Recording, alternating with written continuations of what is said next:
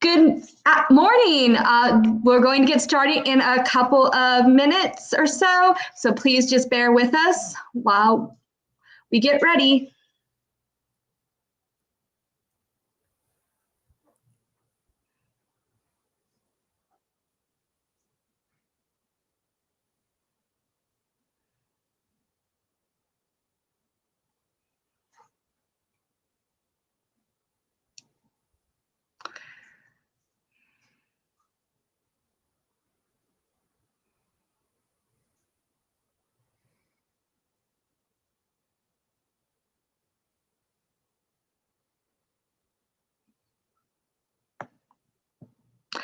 All right, once again, thank you for joining us this morning. My name is Jody.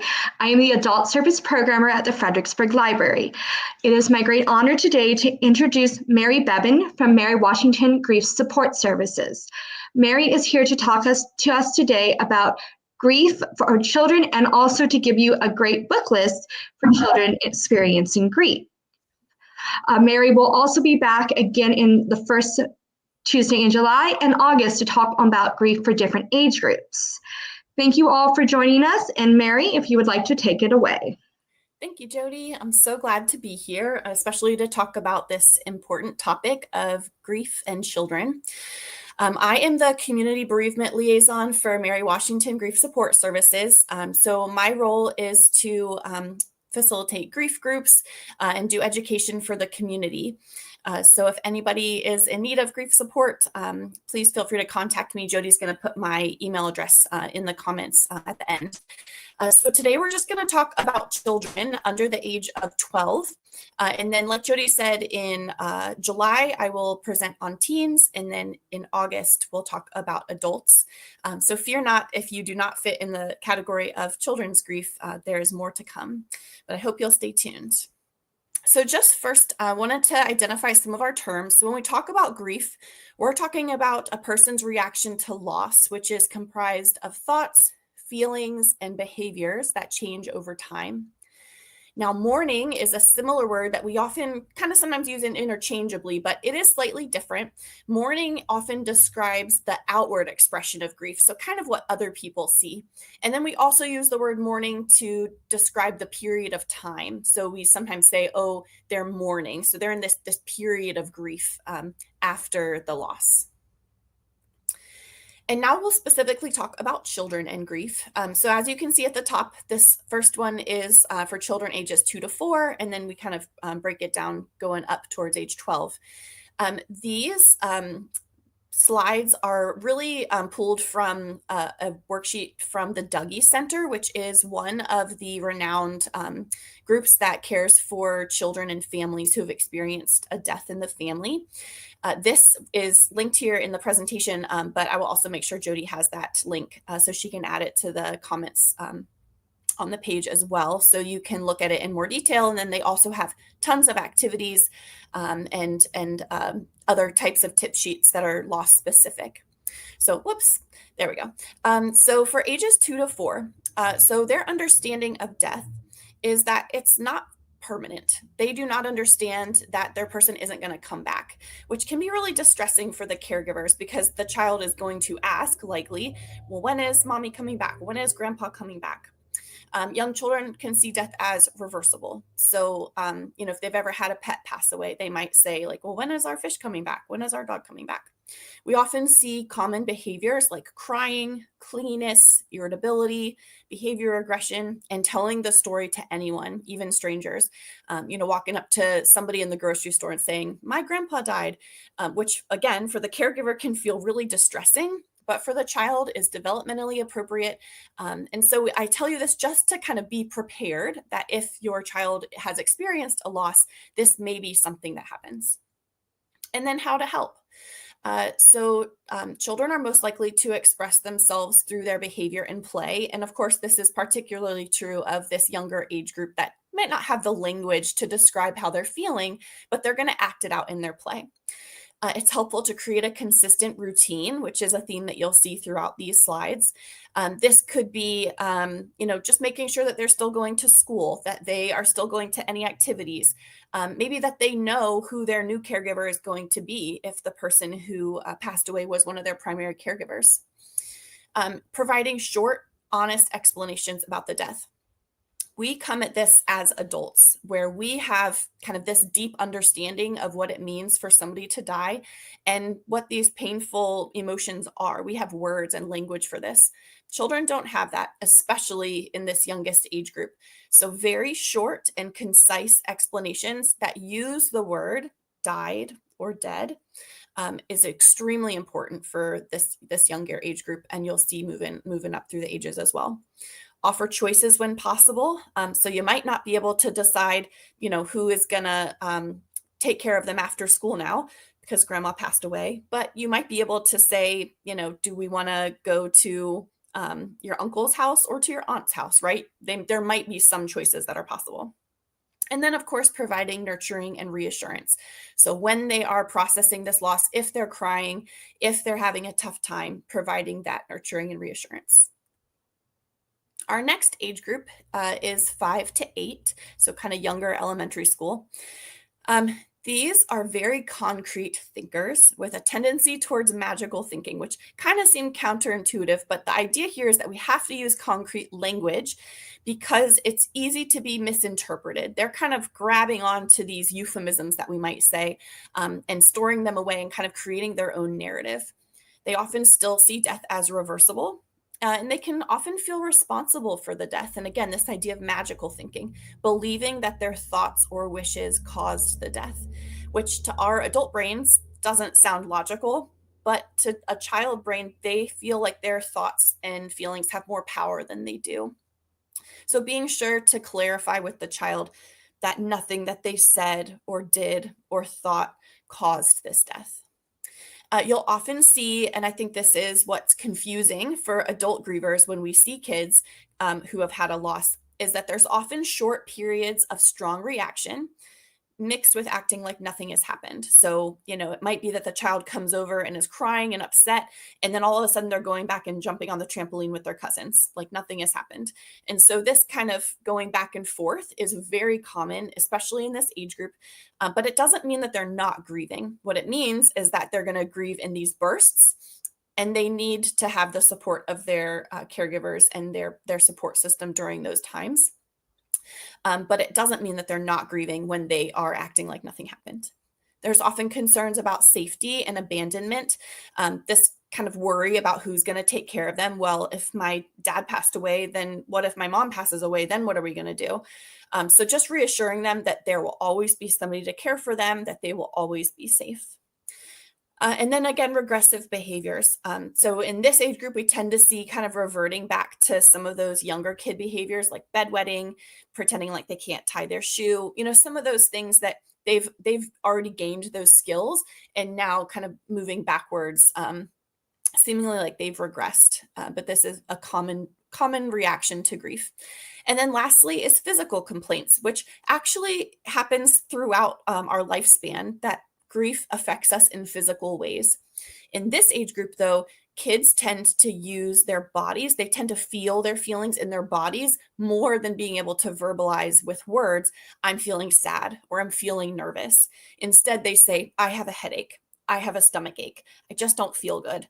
And so when we're looking at these physical complaints, we always want to take them seriously, make sure you're getting them checked out at the pediatrician to make sure that there's nothing, more serious wrong, but also recognizing that this is a way that children can explain their feelings is by these physical complaints. And now how to help. So again, we're using concrete language. We are saying grandpa died of a heart attack. That means his heart stopped working. So we're using very clear language describing exactly what happened. Be prepared for repetitive questions. Again, another thing that is very taxing for caregivers and parents is that you're already stuck, processing your own grief. And so for the child to kind of keep coming back with these questions, well, how did he die again? Well, what happened? Well, what, and it can be very exhausting. But just kind of preparing yourself that is normal. Again, providing opportunities for playing. That's how children are going to be processing some of these feelings. And that means outside play where they can kind of get their energy out. And then also, playing with toys and with, activities that will help them kind of process the loss. Allowing children to talk about the experience and ask questions. And again, offering lots of physical and emotional nurturing. And then lastly, we have ages 9 to 12. So this age group is beginning to understand that death is permanent. They, again, also often have feelings of guilt or regret about their thoughts or actions that might have caused the death. And you see the example here, if only I had done my homework, mom wouldn't have died, right? And there's just kind of this disconnect in the logic. But this is something that a lot of kids wrestle with. So our job as the caregivers and as the mental health professionals is to help the child process that guilt or regret, and explain to them that wasn't the cause of the death, and to reassure them that nothing that they said or did or thought caused the death to happen. Again, we see physical complaints of the aches and pains, experiencing a wider range of emotions. Many of these kids in this age group are kind of in the beginning of puberty, so they're kind of going through all those changes anyways. But we see this as, especially when they're grieving, that there's a wide range of emotions of this kind of guilt and regret, anger, sadness, anxiety, across the whole spectrum. This age will begin to ask detailed questions about the death and about dying in general. They might have nightmares or intrusive thoughts. And again, this idea of anxiety and concern for others, the feeling that the world is no longer safe, will other people that I love die? And how to help. So we're going to answer the questions clearly and accurately. My biggest piece of advice here is to only answer the question that was asked. Our adult minds kind of go down this anxiety train. We'll jump on real quick and kind of answer questions that are, down the line that the child hasn't really thought of. That wasn't what they were asking. So being mindful of what they're asking and try to answer just that question. And then they can ask follow-up questions if they have them. But we're gonna try to answer just what they've asked in a short and concise way. Helping the children identify safe people and activities that help them feel supported. This might be sports or a church group or scouts. It could really be anything, but finding those activities where the child feels included and safe and supported. And then working to establish safety and predictability in daily life. I always think about a child I worked with whose dad was always the one who drove her home from school, and he passed away. And so we were in our session together, and she said, I just want to know who's going to pick me up from school. And it just seemed like such an obvious thing. But when you are stuck in the midst of your own grief, when you have other things to deal with, you don't always think of telling the child specifically, grandma's going to be the one to pick you up from school now. Whereas to the child, this was something that they were really wrestling with. And then seek professional help when needed, particularly around self-harm and suicidal thoughts, which again, when kids are starting to have this wide range of emotions, this is the age when we tend to see that children become aware of these types of thoughts and behaviors. So we want to get them the professional help when needed. Okay, now we'll jump into our books. So I think I have 8 books to share with you all today. So, and all of these can be borrowed from the Central Rappahannock Regional Library. I see right now I put CCRL instead of CRRL, but you get the picture. And then, of course, they can be found on Amazon or other places. So this book I love. It's called Something Very Sad Happened, A Toddler's Guide to Understanding Death by Bonnie Zucker. What I like about this book is that as you're reading, the relationship is highlighted in red. So it's written that the child's grandmother died, but every time it says grandma or her, it's in red. So you can substitute the relationship of the person who died. You could say your aunt died or your dad died or your brother died, whatever the relationship is. And then it's easy to see where the spaces are that you need to change the language. And of course, for a toddler, they're not reading, so they're not going to see that you're saying a different word. But it really is a helpful guide to kind of explaining what has happened in age-appropriate language. Another thing I like about this book is that it has a tip sheet for parents and caregivers at the end that kind of talks you through how to talk to the child, common questions they might ask, and it gives you language to speak to them. And then it also gives, kind of like I did earlier on, but more in depth, what to expect with this age group when they're processing the loss, kind of what they might be thinking and feeling, and how to explain to them about the loss. This next book is called Sitting Shiva by Erin Silver. It's a really beautiful story. Shiva is a Jewish custom that Jewish people do after a death, and it has more detail than I'm going to go into here. But what I like about this book is that although it's in the context of these Jewish customs, it really explores kind of typical grief responses. Feeling sad, wanting to isolate, the importance of being with people who love and support you. There's a point in the story where the child is really missing. It's her mom who passed away. She's really missing her. And she hears laughter downstairs. And it's her aunt who has a laugh that's very similar to her mom's. And so this kind of brings her comfort, like she's wrapped up in the blanket on the cover with her dad. But I like it too because it shows the grief of the child and also the dad, and kind of their dance as they're navigating this together. It's a short book, so I gave a lot of detail about what the book is, but it's really a wonderful story, even if you are not Jewish or practicing Jewish customs. It still is a book that can be enjoyable for anybody. And you see here I have the ages. This one, say probably like 3 to 8. But I'd say all the books that I'm sharing here can be helpful to kids up through elementary school. This one is called The Remembering Stone by Carrie Sukashev. It is about the death of a grandparent. And in the story, the main character, the little girl, brings a stone. She and her grandfather used to do skipping stones on the water. And so she brings a stone for show and tell, and she ends up losing it. And so what I like about it is that she is finding support from her friends, which, our kids spend most of their time, a lot of their time at school or among their peers. And so I like this book because it shows how your friends can be supportive to you while you're grieving. And so her friends, even though she loses her stone, they go and try to help her find a stone. And it gives her a new way to remember and honor her grandfather. So this is a great book for if your child has experienced the loss of a grandparent.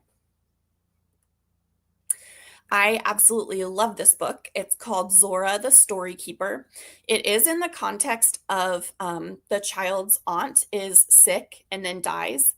But again, I think that giving children the language of death and dying is really critical. And so I like that this book, even though it's about the death of an aunt, I think it could be appropriate for any type of loss. In fact, in my Kids Helping Kids grief groups that I do in schools, this is one of the books that I read, and most of the children in the group had experienced the death of a parent, and they resonated with this book. So I think it can be a helpful book for any type of loss, but it does specifically address the death of an aunt.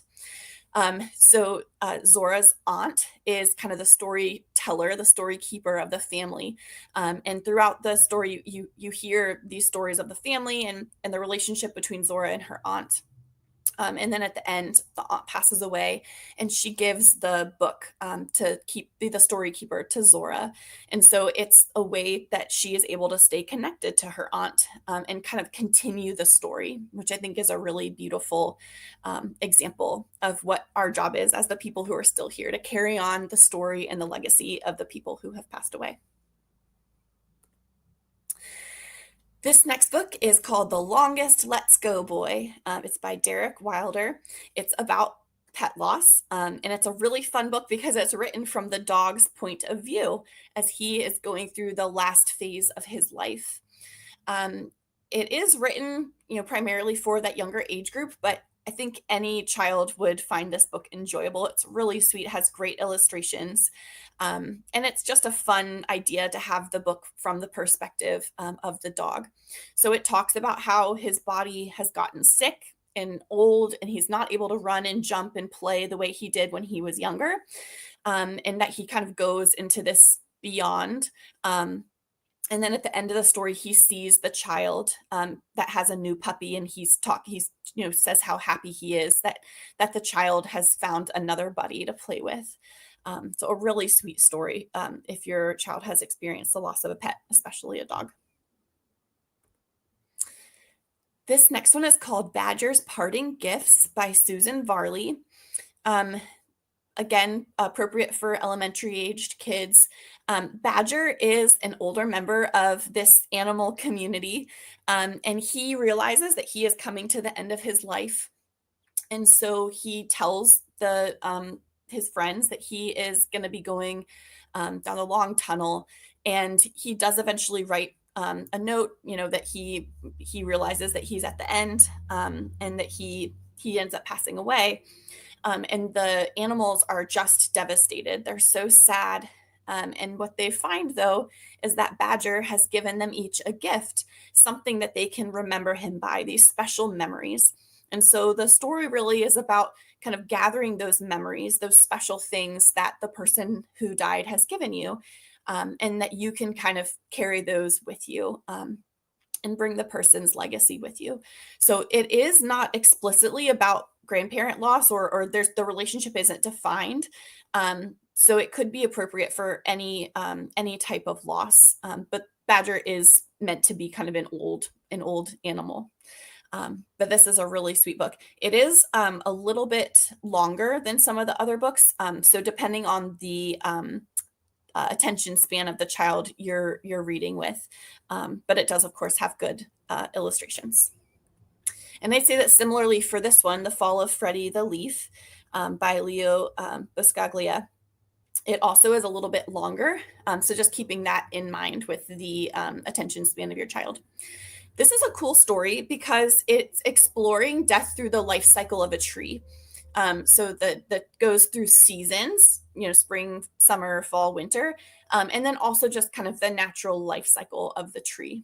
And it's nice because it doesn't explicitly talk about people dying, but it helps to explain how we have this cycle, these seasons throughout our lives. And there's even a point where the tree talks about purpose. If we're all going to die, then what are we here for? So kind of going into some of those more existential questions that kids towards the older end of the age group are thinking about. But I like it because it's kind of an in to talk about some of these death and dying and these grief things without kind of it being so overt in your face that the character has died. So for kids who are maybe more sensitive, or maybe as a preliminary conversation, kind of getting the conversation started, this could be a really helpful book. And then lastly, we have Still Mine. This book is not specifically about the death of a loved one. In fact, a lot of the comments, if you look online, talk about if a parent is like serving overseas in the military, or in divorce, like it can be used for lots of different types of loss, even non-death losses. So it doesn't use the words dead or died, but what it talks about is that the person that we love is always still with us, that they're still mine, right? That the love never dies. The relationship doesn't stop just because the person isn't physically here. And again, we're kind of doing that dance between making sure kids know and understand that death is permanent. The person isn't coming back here physically to be with us, but we can remain connected to them. And we can remain, connected to the memories and the things that made us feel loved in our relationship with them. So I really, really love this one. It's by Jane Pillimer. And again, some really nice illustrations in this one. Okay, that was a lot of a whirlwind. Were there any questions, Jody? No, there are no questions so far. If any of you guys feel free for questions, please drop them in the comment section. I will get them back to Mary. I've already added the Dougie resource that she was talking to in the comments, and I'm about her email if you have any questions or comments afterwards that you do not want to either ask her about the list, or if you have some more personal questions that you do not want to ask on a public forum, which we perfectly understand. And I'll just put another quick plug for the library, that this is just a taste of the children's books for grief that are available. So definitely recommend checking in with the librarian at the branch that you usually go to, or you can also search on the Central Rappahannock Regional Library website for the list of children's grief books. And then I also have a separate list. So if anybody wants to email me, I break it down by the type of loss. So like loss of a parent, loss of a grandparent, loss due to suicide, and kind of have books for various topics. So I'd love to share that with anybody. Feel free to email me and I'll be sure to get that to you. Yes, Mary was very thorough. She wanted to make sure that she had read the books completely before she recommended them. Yes. And she also made sure they were all in our collection. We're very grateful for that and for everything that Mary and all of Mary Washington's grief services provide for our area. Thank you, Jody. You're welcome. So we're just going to give it a couple more minutes to see if anyone leaves any questions. Sounds good.